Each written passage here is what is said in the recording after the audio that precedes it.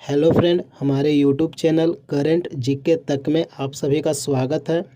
पहला प्रश्न है, शरीर की सबसे बड़ी ग्रंथि कौन है? शरीर की सबसे बड़ी ग्रंथि कौन है?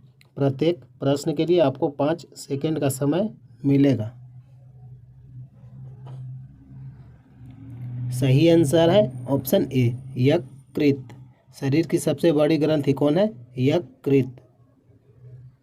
अगला प्रश्न है, मनुष्य में मादा जनन अंग से किस हार्मोन का स्राव होता है? मनुष्य में मादा जनन अंग से किस हार्मोन का स्राव होता है? सही आंसर है ऑप्शन सी, रिलैक्सिन। अगला प्रश्न है, मनुष्य में ऐच्छिक गतियों का नियंत्रण किसके द्वारा होता है? मनुष्य में ऐच्छिक गतियों का नियंत्रण किसके द्वारा होता है? सही आंसर है ऑप्शन सी, सेरिब्रम।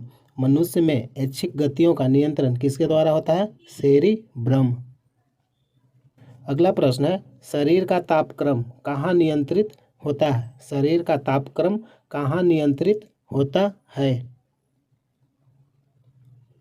सही आंसर है ऑप्शन बी, हाइपोथैलेमस।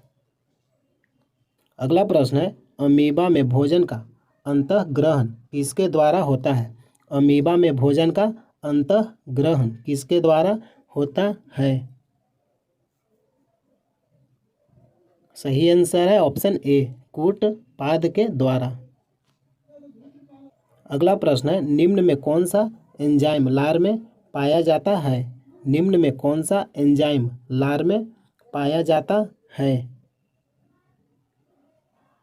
सही आंसर है ऑप्शन डी, टाइलिन। अगला प्रश्न है, वह प्रक्रिया जिसके द्वारा मनुष्य श्वास ग्रहण करता है तथा छोड़ता है वह क्या है? वह प्रक्रिया जिसके द्वारा मनुष्य श्वास ग्रहण करता है तथा छोड़ता है वह है? सही आंसर है ऑप्शन बी, श्वासोच्छ्वास। अगला प्रश्न है, ऊर्जा उत्पादन के लिए कोशिका प्रायः किसका उपयोग करती है? ऊर्जा उत्पादन के लिए कोशिका प्रायः किसका उपयोग करती है? सही आंसर है ऑप्शन बी, ग्लूकोज का। अगला प्रश्न है, किस अभिक्रिया द्वारा पौधे में ऑक्सीजन बाहरी वातावरण से कोशिकाओं में पहुंचता है? किस अभिक्रिया द्वारा पौधे में ऑक्सीजन बाहरी वातावरण से कोशिकाओं में पहुंचता है? सही आंसर है ऑप्शन ए, विसरण अभिक्रिया द्वारा।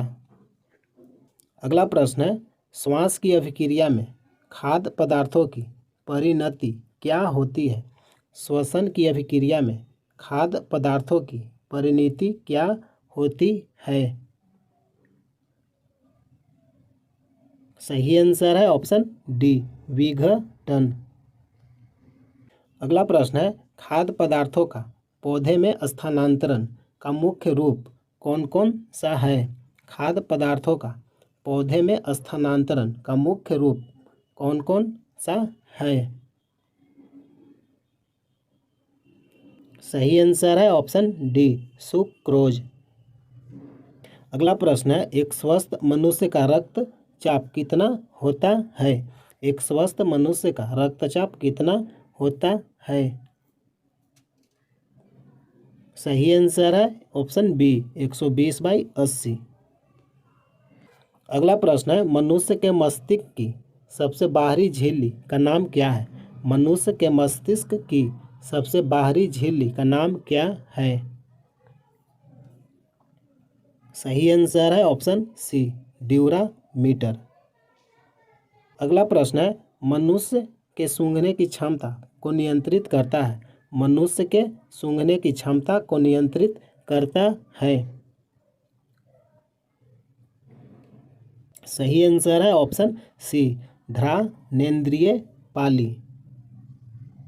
अगला प्रश्न है, मनुष्य में बुद्धि और चतुराई का केंद्र है? मनुष्य में बुद्धि और चतुराई का केंद्र है? सही आंसर है ऑप्शन सी, सेरिब्रम। अगला प्रश्न है हार्मोन शब्द का नामकरण किसने किया था। हार्मोन शब्द का नामकरण किसने किया था। सही आंसर है ऑप्शन सी बेलिस एवं स्टारलिंग। हार्मोन शब्द का नामकरण किसने किया, बेलिस और स्टारलिंग। अगला प्रश्न है पृथक्करण का नियम किसने दिया था। पृथक्करण का नियम किसने दिया था। सही आंसर है ऑप्शन ए मेंडल ने। अगला प्रश्न है जीव विज्ञान शब्द का प्रयोग सर्वप्रथम किसने किया। जीव विज्ञान शब्द का प्रयोग सर्वप्रथम किसने किया। सही आंसर है ऑप्शन ए लेमार्क और ट्रेविरेनस ने। जीव विज्ञान शब्द का प्रयोग सर्वप्रथम किसने किया, लेमार्क और ट्रेविरेनस ने। अगला प्रश्न है जीव विज्ञान के जनक के नाम से जाने जाते हैं। जीव विज्ञान के जनक के नाम से कौन जाने जाते हैं। सही आंसर है ऑप्शन सी अरस्तु को। अगला प्रश्न है वनस्पति विज्ञान के जनक के नाम से जाने जाते हैं। वनस्पति विज्ञान के जनक के नाम से कौन जाने जाते हैं। सही आंसर है ऑप्शन ए थियोफ्रेस्टस। अगला प्रश्न है बोटनी शब्द की उत्पत्ति किस भाषा के शब्द से हुई है। बोटनी शब्द की उत्पत्ति किस भाषा के शब्द से हुई है। सही आंसर है ऑप्शन सी ग्रीक भाषा से। अगला प्रश्न है फाइकोलॉजी में किसका अध्ययन किया जाता है। फाइकोलॉजी में किसका अध्ययन किया जाता है।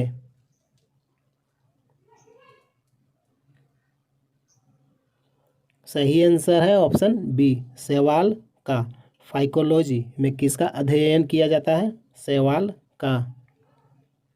अगला प्रश्न है पर्यावरण का अध्ययन जीव विज्ञान की किस शाखा के अंतर्गत किया जाता है। पर्यावरण का अध्ययन जीव विज्ञान की किस शाखा के अंतर्गत किया जाता है। सही आंसर है ऑप्शन डी पारिस्थितिकी। अगला प्रश्न है डेंड्रोलॉजी का संबंध किससे है। डेंड्रोलॉजी का संबंध किससे है। सही आंसर है ऑप्शन डी झाड़ियों के अध्ययन से। अगला प्रश्न है पुष्पों का अध्ययन क्या कहलाता है। पुष्पों का अध्ययन क्या कहलाता है। सही आंसर है ऑप्शन बी एंथोलॉजी। पुष्पों का अध्ययन एंथोलॉजी कहलाता है। अगला प्रश्न है वनस्पति संवर्धन से संबंधित विज्ञान की शाखा को क्या कहते हैं।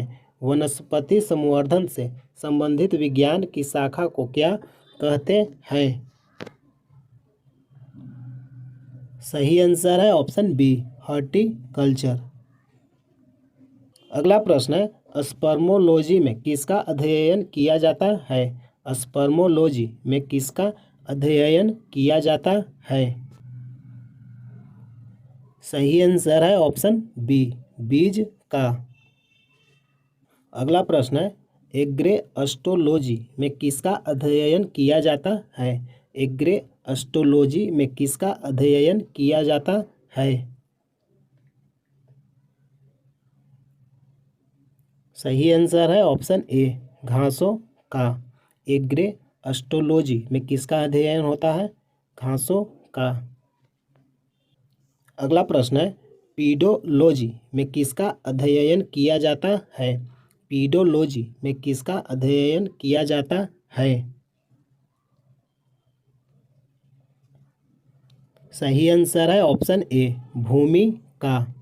पीडोलॉजी में किसका अध्ययन किया जाता है, भूमि का। अगला प्रश्न है नाम देने वाले विज्ञान को क्या कहते हैं। नाम देने वाले विज्ञान क्या कहलाते हैं या क्या कहते हैं। सही आंसर है ऑप्शन बी, वर्गीकी। नाम देने वाले विज्ञान को क्या कहते हैं? वर्गीकी।